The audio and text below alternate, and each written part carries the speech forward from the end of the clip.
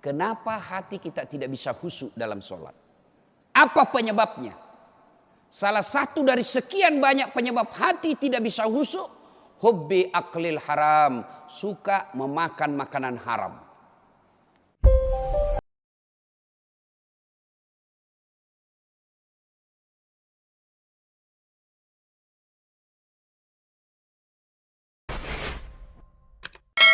Semua orang punya masalah. Nah, Allah seolah-olah ingin menyampaikan kepada kita, hambaku, kalau ada masalahmu, ini kau pakai untuk menyelesaikan masalahmu. Salah satu senjata ketika ada masalahmu, ini kau gunakan. Apa itu? Kekuatan doa. Nah, pada kesempatan ini, saya ingin menyampaikan sebuah doa yang selalu diamalkan oleh Rasulullah Muhammad SAW ini, dan doa ini diriwayatkan oleh Imam Muslim, di mana Rasulullah SAW memohon kepada Allah, memohon perlindungan kepada Allah agar terhindar dari 4 hal. Jadi kalau Nabi saja memintanya, berarti ini memang masalah ini sangat penting kita mohonkan kepada Allah. Apa gerangan keempat itu? Mari kita simak. Ini oleh-oleh pulang pengajian. Karena kadangkala biasa di antara kita ada orang pulang pengajian tidak ada oleh-olehnya. Kecuali jalan kote. Ada kuliah jalan kote di depan. Bagaimana pengajiannya? Hebat sekali tuh Ustaz, jago ceramah. Apa Nabi bilang? Kulupa mi. Nah, kali ini saya berikan oleh-oleh untuk diamalkan. Doa itu Rasulullah memohon kepada Allah perlindungan terhadap 4 hal. Apa itu? A'udzubillahi minasyaitonirrajim. Rasulullah berdoa, Allahumma inni a'udzubika min qalbin la yahsa. Pertama Rasul minta, ya Allah, lindungilah saya dari hati yang tidak bisa khusyuk. Penyakit hati ini. Ini musibah besar kalau hati kita sudah tidak bisa khusyuk dalam sholat. Banyak kan begitu di antara kita. Sholat Allahu Akbar. Mulut baca Al-Fatihah, tapi dalam hati tak, dalam pikiran kita melayang-layang. Di mana ku simpan tadi motor? Kunci motor. Allahu Akbar. Baca Al-Fatihah. Tiba-tiba diperiksa kantongnya, tidak ada. Kantong belakangnya tidak ada. Baru dia ingat, madam nija, menempel di motor. Kira-kira masih bisa khusyuk? Menempel di motor. Mana imam lagi panjang bacanya? Hilami motor kah? Hilami motor. Iya kan? Allahu Akbar. Rakaat kedua, mulut baca Al-Fatihah. Tapi apa dalam hati tak? Tadi uang 100.000. Beli bensin 50.000. Beli pulsa 30.000. Mana ini 20? Allahu Akbar. Nah perisa kantonna. Sami'allahu liman hamidah. Belum pindah dapat. Allahu Akbar. Nah perisa lagi. Baru begitu Assalamualaikum warahmatullah. Oh di bawah sadel ku simpan. Berarti dia sholat bukannya ngingat Allah. Tapi ngingat uang. Cari uang. Ada orang seperti itu. Dan penyakit hati ini jauh lebih bahaya daripada corona. Tidak ada orang nanti masuk neraka. Kenapa kau masuk neraka dah saat positif corona? Tidak ada. Yang bisa membuat kita masuk neraka, terhindar dari sorga, gara-gara apa? Sombong, takabur, pembohong, kepala talang. Ini semua penyakit hati. Dan ini penyakit hati jauh lebih berbahaya daripada penyakit fisik. Saya kasih contoh. Bapak ke Maros. Bawa mobil. Yang nyetir tangan. Yang nginjak gas rem apa? Kaki. Yang melihat tanda rambu-rambu lalu lintas sepanjang jalan apa? Mata. Yang berpikir sepanjang jalan bawa mobil apa? Otak.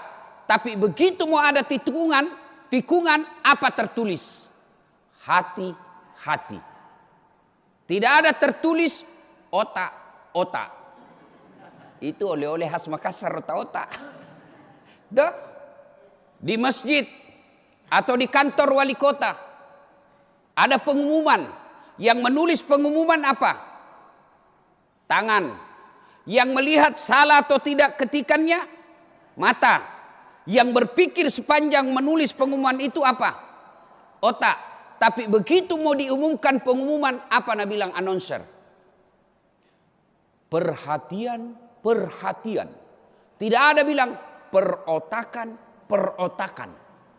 Berarti memang ini hati sangat penting. Dan hati yang tidak bisa khusyuk adalah penyakit yang sangat membahayakan. Maka Rasulullah memohon kepada Allah, Allahumma inni a'udzubika min qalbin la yahsya. Ya Allah, lindungi kami, lindungi saya dari hati yang tidak bisa khusyuk. Nah, sekarang kalau ada di antara kita sudah 10 tahun latih sholat, 15 tahun sholat, tapi kok tidak bisa khusyuk? Allahu Akbar, baru dibaca semua itu pengumuman di masjid. Keadaan keuangan Masjid Nurul Majid, saldo kas, dibaca semua. Barulah diingat semua barang yang hilang. Itu penyakit hati. Pertanyaannya, kenapa hati kita tidak bisa khusyuk dalam sholat? Apa penyebabnya? Salah satu dari sekian banyak penyebab hati tidak bisa khusyuk, hubbi aklil haram, suka memakan makanan haram. Insya Allah bapak-bapak tidak akan makan daging babi. Insya Allah bapak-bapak tidak akan minum ballo, vodka, whisky, Jenever, Donald, topi miring, ballo AC, manyang, tua. Insya Allah tidak. Tapi yang bisa membuat kita makan minum makanan haram apa? Serangan fajar. Nah, ini pilkada Makassar. Hati-hati. Survei ada berasnya. Ya? Hati-hati. Nah, tulis NPWP. Nomor no piro. Wane piro. Nomor berapa? Uangmu berapa? Dengar. Bapak-bapak yang selalu menerima uang suap pilkada. Ibu-ibu yang selalu menerima uang suap pilkada. Itu salah satu penyebab bapak tidak bisa khusyuk dan doa tidak diijabah oleh Allah Subhanahu wa taala. Berapa kita dapat kalau pilkada? Paling 300.000. Satu hari makan bakso dengan teman-teman habis. Tapi demi Allah dosanya dibawa sampai mati dan dia berbekas dalam hati kita. Maka ibu-ibu mau Makassar maju? Mau? Bapak-bapak mau Makassar maju? Sejahtera? Hindari sogok. Kalau nak kasih ki, tolak. Bisa ki bu? Bisa ki? Makanya miskin terus ki. Ayo. Kalau mau maju memajukan bangsa Indonesia khususnya rakyat Makassar, kalau ada yang datang bawa beras, ada yang datang bawa sogoan, kalau ibu mau membantu anak-anaknya, bukan ibu saja yang akan bahagia, tapi anak-anaknya nanti menikmati pemimpin yang baik, maka caranya rekam itu. Rekam, bawa polisi. Itu namanya bapak ibu peduli memajukan masyarakat Makassar. Uang 300.000, satu kali makan habis. Dosanya kita bawa sampai mati. Bahkan efeknya terpilih pemimpin yang bukan mensejahterakan rakyatnya, tapi bagaimana kembali modal. Sudah maka pemilihan wali kota. Terpilih wali kota, dilantik yang wali kota yang karena menang karena menyogok. Maka besok-besok kau akan cari mana itu. Tidak pernah datang lihat kita. Dulu selalu keluar masuk lorong. Datang-datang masjid. Mana ngasem itu dulu. Nah bilang laku apa pilih aku. Nah sudah aku bayar 300. Cidak kok. Masih mau kok. Maka penyebab. Salah satu sebab doa kita tidak diijabah Allah. hati kita keras, tidak bisa khusyuk karena terlalu senang makan uang haram. Mana nak tulis di balakna, siap menerima serangan fajar. 7 suara, 1 suara 200.000. Mohon maaf, keras kehidupan. Maka lama gitu baru kita begitu. Ayo. Nah, kepada juga calon wali kota, calon wakil wali kota, didik berpolitik bersih kepada rakyat Makassar. Jangan sogok mereka, sampaikan saja apa misimu, sampaikan saja apa janji yang akan kau lakukan, sampaikan apa yang kamu akan lakukan untuk mensejahterakan rakyat kota Makassar. Tidak usah kau nyogok kiri kanan. Sampaikan saja, tidak usah sogok. Kalau kita terpilih, alhamdulillah terpilih dengan bersih. Kalau tidak terpilih, sangka baik. Tidak terpilih tidak berarti kiamat. Tidak terpilih tidak berarti bahwa kita kalah. Tidak terpilih tidak berarti kita jelek. Saya pernah ikut 2013. Ibu-ibu masih ingat toh? Nas Sami? Masih ingat Ki? Kalah Ki Ustadz. Tidak, cuma yang menang lebih banyak suaranya. Saya tidak kalah, cuma lebih banyak suaranya. Apa saya rugi? Tidak rugi. Apa saya sengsara? Tidak. Justru karena tidak menang, tidak banyak suaraku, akhirnya apa? Saya bisa keliling kemana-mana. Apa? Coba terpilih ke waktu itu 5 tahun jadi Makassar tak putar-putar. Karena tidak, saya ke Malaysia, saya ke Brunei, saya ke Amerika, saya ke Roma, ke Italia, gratis. Kalau saya jadi wakil wali kota, bukan gratis, saya yang bayarkan itu anggotaku yang ikut. Maka kepada calon wali kota dan wakil wali kota, jangan sogok rakyat. Kalau tidak menang, hakul yakin itulah yang terbaik buat Bapak Ibu. Kita juga jangkit peras gitu calon. Begitu datang, gampang itu, berapa? Jangan. Nah, kalau terlalu terbiasa makan uang sogok, uang pilkada, maka hati kita tidak bisa khusyuk. Pantas setiap kita sholat tidak bisa khusyuk hatinya. Kita minta kepada Allah, Allahumma inni a'udzubika min qalbin la yahsya. Ya Allah, lindungilah saya dari hati yang tidak bisa khusyuk. Nah, sekarang kalau hati sudah tidak bisa khusyuk, apa obatnya? Apa obatnya kalau hati kita sudah tidak bisa khusyuk? Al-Quran memberikan jalan. Kalau COVID Corona belum sampai sekarang belum didapat obatnya. Paling cuma WHO menganjurkan 3. Jaga jarak, pakai masker, cuci tangan di air yang mengalir. Tapi kalau hati kita rusak, hati kita sakit, tidak bisa jaga jarak. Tidak bisa pakai masker. Tidak bisa mengobatinya dengan cuci tangan. Dan tidak bisa mengobatinya dengan makan baygon. Tidak. Bersihkan kita pakai kosoklin. Tidak, mati kita. Lalu bagaimana membersihkan hati yang rusak dan sakit? Kata Al-Quran, ala bi dzikrillahi tatma'innul qulub. Ketahuilah dengan mengingat kepadaku, berzikir kepadaku, hatimu akan menjadi tenang. Nah, jadi kalau kita rasa susah sekali khusyuk, setiap kita sholat, kita bayangkan pernah makan barang haram, maka istighfar, bertobat kepada Allah, mengganti dengan kebaikan. Dengan cara apa? Memperbanyak istighfar, memperbanyak tahlil dan tahmid tahlil. Astaghfirullahaladzim azim wa atubu ilaihi. La ilaha illa anta subhanaka inni kuntu minadz zalimin. Zikir itu. Terlalu panjang Ustaz. Ya zikir yang pendek-pendek. La ilaha illallah. La ilaha illallah. Subhanallah. Subhanallah. Kata Nabi, ada 2 kalimat yang sangat ringan di mulutmu. Gampang kau ucapkan tapi timbangannya nanti di akhirat berat. Sangat berat timbangannya. Yaitu kalimat Subhanallah walhamdulillah. Nah, ini yang pertama yang kita minta kepada Allah. Perlindungan dari hati yang tidak bisa khusyuk. Yang kedua, kita minta lagi kepada Allah Subhanahu wa taala, wa min nafsin la tasba.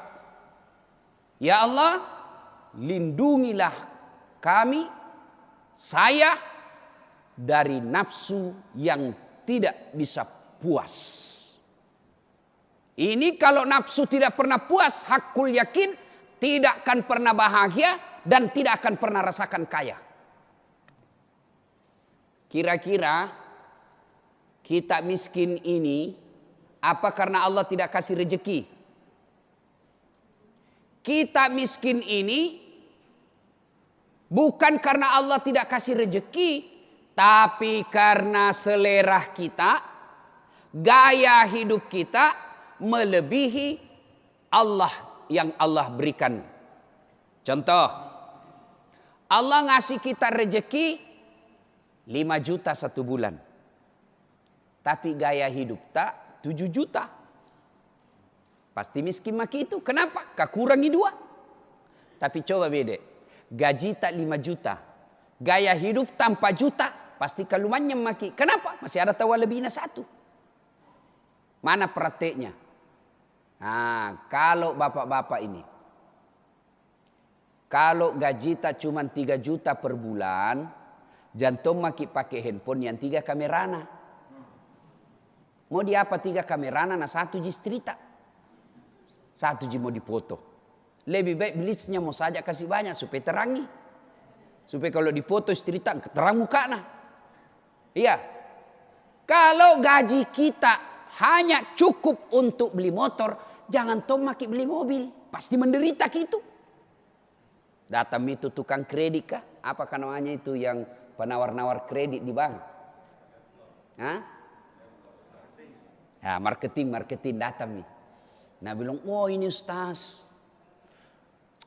Mau tua mi mobil tak. Bisa mi diganti nih Ustaz. Kalau ada mobil baru lebih sehat Ustaz. Tidak mogok-mogok mi. Pulang kampung ki, enak Ustaz. Wah, 1 mobil maki semua 1 keluarga tak lebih besar lagi. Tidak nak hujani maki kalau pikir pengantin. Yang enak-enak semua nak ceritakan gitu. Tidak nak ceritakan ki bagaimana kalau dicuri bannya. Tidak nak ceritakan ki bagaimana kalau tiba-tiba mogok di jalan. Semua yang enak-enak dicerita. Maka yang membuat kita sengsara kalau hati kita tidak pernah puas, nafsu kita tidak pernah puas dengan apa yang Allah berikan. Yang kedua kita minta kepada Allah.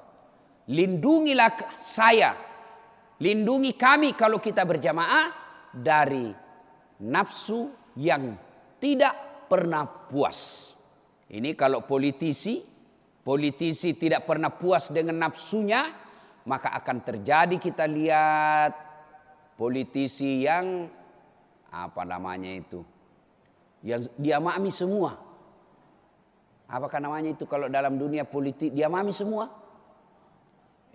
Bapakna ketua DPR, anakna anggota DPR, toh manantuna sekretarisna, anuna pemboronna di DPR. Dia semua yang ambil. Ambek mua minabila orang Makassar. Nah, ini orang seperti ini nafsu yang tidak pernah puas. Apa dilarang? Tidak dilarang dalam sistem demokrasi. Tapi itu bisa mencederai perasaan masyarakat. Tuh, yang ketiga kita minta kepada Allah Subhanahu wa taala. Wa min ilmin la yanfa'. Ya Allah, lindungilah saya dari ilmu yang tidak bermanfaat. Apa ilmu yang tidak bermanfaat? Kita tahu itu. Kita tahu barang salah, kita tahu ini haram, tapi tetap kita lakukan. Ilmu yang tidak mendekatkan diri kepada Allah, itu ilmu yang tidak bermanfaat. Ada orang tahu bahwa bermusuhan itu haram, memutuskan persaudaraan itu haram. Wa'tasimu bihablillahi jami'an wa la tafarraqu. Dia tahu bahwa berpegang teguhlah engkau kepada tali persaudaraan agama Allah dan janganlah engkau bercerai-berai. Dia tahu itu. Tapi apa yang terjadi? Depan rumahnya baku musuh gara-gara bunga. Yang lagi tren sekarang. Janda lobang. Cocok itu? Iya. Janda bolong. Gara-gara bunga. Dia bermusuhan depan rumahnya. Samping kanannya bermusuhan gara-gara got. Samping kirinya bermusuhan gara-gara apa? Parkir. Belakang rumahnya bermusuhan gara-gara apa? Binatang peliharaannya. Padahal hitam jidatnya gara-gara sholat. Berjamaah tiap 5 waktu di masjid. Tapi semua tetangganya tidak senang gara-gara sikap akhlaknya. Ini yang disebut ilmu yang tidak bermanfaat. Dia tahu. Dia tahu bahwa bersedekah itu adalah anjuran agama yang sangat prioritas. Dia tahu bahwa kalau kau mau menikmati hartamu dunia akhirat, bersedekahlah kau. Tapi dia gigili. Nah bilang di kampungku, kikiri galap aku jambatan. Dia tahu bahwa sedekah itu kemuliaan. Dermawan itu sikap yang dianjurkan oleh agama. Tapi pelit. Jangankan sama orang lain. Orang yang bekerja sama-sama dia tidak pernah dia kasih sedekah. Untuk apa saya ini? Nah sudah ada gaji. Gaji itu kewajiban kita kasih ke orang. Yang kerja kepada kita. Pembantu kita. Pegawai kita. Itu gaji. Kewajiban kita kepada dia. Tapi yang namanya sedekah. Itu sunnah. Gajinya orang kerja di rumah. Misalnya 1 juta. Nah, tiap bulan ini gajimu 1 juta, tambahnya 200. Ini sedekahku untuk bulan ini. Dia tahu sedekah itu anjuran agama, tapi dia pelit. Itu yang disebut ilmu yang tidak bermanfaat. Dia tahu sholat 5 waktu itu baik, anjuran agama, terutama kalau subuh. Bahkan Nabi jelaskan, andai saja kau tahu pahalanya datang berjamaah subuh, maka kau akan datang ke masjid meskipun engkau merangkak. Dia tahu itu, dia baca hadisnya, dia tahu itu sahih. Tapi tidak bisa datang ke masjid. Ilmu yang tidak bermanfaat. Yang keempat kita minta kepada Allah.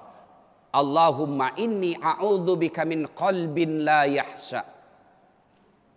Wa min nafsin la tasba. Wa min ilmin la yanfa. Wa min du'a tidak dikabulkan Allah. Doa sudah tidak diijabah oleh Allah. Sudah musibah buat kita. Kalau bapak tidak disenangi wali kota, tidak ada masalah dalam hidup kita. Paling masalahnya kalau mau memperpanjang KTP. Kalau ada masalah wali kota kita tidak senang sama kita, tidak usah cemas, dunia tidak kiamat. Tunggu dia selesai 5 tahun habis. Tapi kalau Allah sudah tidak kabulkan doa kita, kemana lagi kita meminta? Nah, salah satu sebab doa tidak diijabah oleh Allah, doa tidak dikabulkan oleh Allah, salah satu sebabnya kalau kita melalaikan sholat 5 waktu. Tidak bakal itu. Biar ibu berdoa 5 kali sehari semalam, bahkan 10 kali berdoa sehari semalam, bahkan 15 kali berdoa sehari semalam. Tapi di mana dia berdoa? Status. Ya Allah, lindungilah kami dalam perjalanan. Sibuknya itu Tuhan mau baca status tak? Doa sebabnya tidak diijabah oleh Allah kalau kita tidak mendirikan solat, atau bahasa hadisnya menganggap enteng solat. Al-mutakhawilu bis solat, menganggap enteng solat. Nah ibu bapak saudara-saudara sekalian, inilah doa yang diajarkan oleh Rasulullah Sallallahu Alaihi Wasallam. Ustaz, susah ku hafal itu Ustaz. Tuliskan nggak dulu Ustaz, baru kita WhatsApp. Doa tidak harus pakai bahasa Arab. Berdoa maki, ringkasan doa tadi bahasakan dengan bahasa tak. Intinya ini doa 4 hal. Ya Allah, lindungilah saya dari hati yang tidak bisa khusyuk, dari nafsu yang tidak pernah puas, dari ilmu yang tidak bermanfaat, dan dari doa yang tidak engkau kabulkan. Minta sama kita. Tidak harus di bahasa Arab. Selesai kita sholat 5 waktu. Tapi doa sebaik-baik doa waktunya, sujud terakhir dalam sholat. Jadi kalau kita lihat ada orang lama sekali ketika sujud, berarti ada minta di situ. Jadi ketika sujud terakhir, disitulah tempat mustajab dalam berdoa. Nah ibu bapak saudara-saudara sekalian, inilah tausiah kita pada taklim kita kali ini. MC sebenarnya tidak penting berterima kasih kepada dasat. Yang paling penting bapak berterima kasih kepada jamaah. Tidak ada hebatnya saya ceramah kalau tidak ada jamaah. Apa? Kira-kira saya hebat karena tidak ada jamaah? Mana bisa saya ceramah tidak ada jamaah? Kalau saya di sini ceramah 1 jam merapi-api, hebat, keluar semua dalil-dalil, tapi tidak ada jamaah. Lewat orang depan Gunung Merapi, Nabi bilang, lama itu Ustaz sakit begitu, kasihan.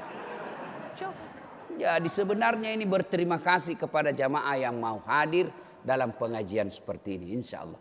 Tapi biar mau semua datang mendengar ceramah, tidak ada penceramah.